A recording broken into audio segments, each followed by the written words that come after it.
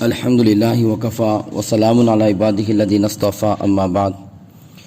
نکاح کے تعلق سے چند مسائل ہیں جسے ہم لوگوں کو سننا اور اس پر عمل کرنا بہت ہی ضروری ہے۔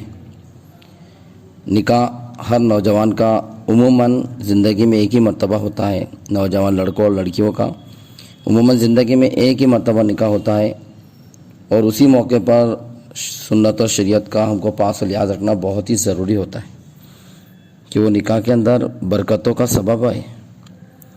اس لیے نکاح کے مسائل کو جاننا بہت ہی ضروری ہے، خصوصاً نوجوانوں کے لیے اور نوجوان لڑکے لڑکیوں کے والدین کے لیے۔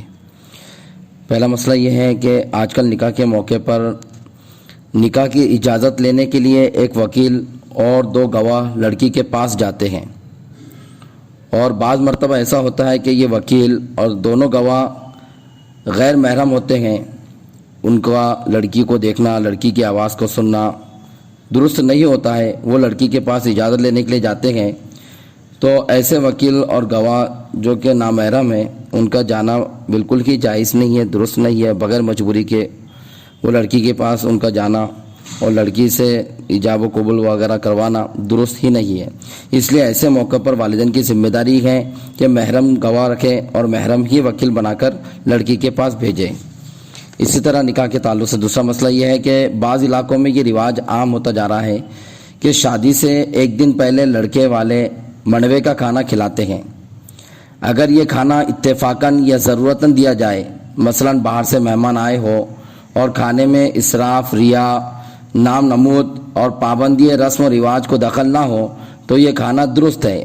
لیکن اگر رسم و رواج اور ریا نمود کے لیے کھلایا جائے، پورے گاؤں میں سے لوگوں کو بلایا جائے، محلے میں سے لوگوں کو بلایا جائے اور باقاعدہ اس کا اہتمام کیا جائے، جیسا کہ ہمارے اس میں عموماً چلتا ہے کہ منڈوے کے کھانے میں بنگا روٹی وغیرہ اس طرح پکائی جاتی ہے، تو یہ کھانا شرعاً جائز نہیں ہے، درست نہیں ہے، اس سے پرہیز کرنا چاہیے۔ دوسرا مسئلہ یہ ہے کہ آج کل شادیوں کی دعوت میں ہوتا یہ ہے کہ بلایا جاتا ہے 50 آدمیوں کو اور جا پہنچتے ہیں 100 آدمی۔ اول تو بن بلائے اس طرح کسی کے گھر جا کر کھا لینا حرام ہے۔ بغیر دعوت کے کھا لینا کسی کے گھر جا کر یہ حرام ہے۔ حدیث میں ہے جو شخص دعوت میں بن بلائے جائے وہ چور ہو کر داخل ہوا اور لٹیرا ہو کر نکلا، یعنی ایسا گناہ ہوتا ہے جیسے چوری اور لوٹ مار کا ہوتا ہے۔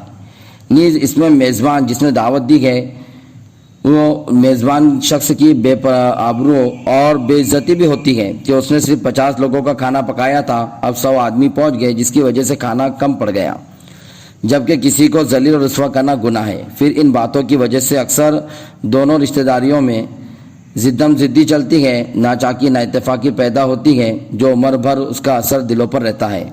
ایسے باتوں سے بچنا بالکل ضروری ہے۔ اس لیے شادی کے موقع پر زیادہ بارات لے جانا، زیادہ لوگوں کی تعداد بڑھا دینا یہ بالکل درست نہیں ہے۔ اسی طرح نکاح کے موقع پر گانا بجانا، ناچنا نچوانا، ویڈیو شوٹنگ کرنا، فوٹو کھنچوانا، عورتوں کا بے پردہ گھومنا، مرد عورت کا ایک ساتھ کھانا کھانا، عورتوں کا غیر محرموں کے ساتھ باتیں کرنا، ہنسی مذاق کرنا، محرمات کا داماد کے گال پر ہاتھ پھیر کر انگلیاں پھوڑنا، بہنوئی کے جوتے چپل چھپا دینا، بارات کا راستہ روکنا، گولا پٹاخے پھوڑنا، عورتوں کا اشعار اور گیت گانا، مرد کا ہاتھ پاؤں پر مہندی لگانا، دلہا اور دلہن کو صحرا اور گجرا وغیرہ پہنانا، دلہا دلہن کا ایک جگہ بیٹھنا جبکہ دلہن کا منہ کھلا ہوا ہو اور نوجوان لڑکے لڑکیاں ارد گرد ہو، گھوڑے پر دلہے کا سوار ہونا، جوان عورتوں کا بارات میں شامل ہونا اور دلہے کے ناک کان کھینچنا، یہ سب ہندوانہ رسمیں ہیں جو ناجائز اور حرام ہیں۔ اللہ تعالی ہمیں اپنی دی ہوئی شریعت مطہرہ پر پورے طور پر عمل کرنے کی توفیق عطا فرمائے اور نکاح کے موقع پر ایسے بےہودہ عمل کرنے سے ہماری حفاظت فرمائے۔ ایک مسئلہ شادی کے تعلق سے، نکاح کے تعلق سے یہ بھی ہے کہ بعض علاقوں میں شادی کے موقع پر دلہا دلہن کے گھر اور منڈپ پر آم وغیرہ کے پتے ڈالے جاتے ہیں جس کو ہرا منڈپ کہا جاتا ہے۔ اسی طرح گھر کے کسی کونے میں مٹکی کھود کر وہاں مٹکے رکھ کر وہاں گیہوں وغیرہ ڈالے جاتے ہیں جس کو بیل مٹکی کے نام سے موسوم کیا جاتا ہے۔ اسی طرح ہلدی کا رنگ دیے ہوئے چاول کپڑے میں باندھ کر دلہا اور دلہن کے ہاتھ پر باندھا جاتا ہے جن کو کنگنا کہا جاتا ہے۔ یہ سب رسمیں بدعات، خرافات ہے، غلط ہے، بے بنیاد ہے، ہندوانہ طریقہ ہے، اس لیے ان تمام چیزوں کو ترک کرنا واجب اور ضروری ہے۔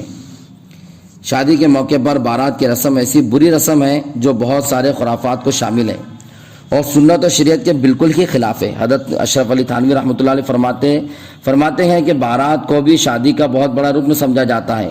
اس کے لیے کبھی دلہے والوں کی طرف سے کبھی دلہن والوں کی طرف سے بڑا اصرار و تکرار ہوتا ہے کہ اتنے لوگ ہم لے کر پہنچیں گے، اتنے گاڑیاں ہم کریں گے۔ اس میں اکثر و بیشتر نام نمود رہتا ہے کہ ہمارے بیٹے کی شادی میں اتنی گاڑیاں گئی تھی، اتنی بارات گئی تھی۔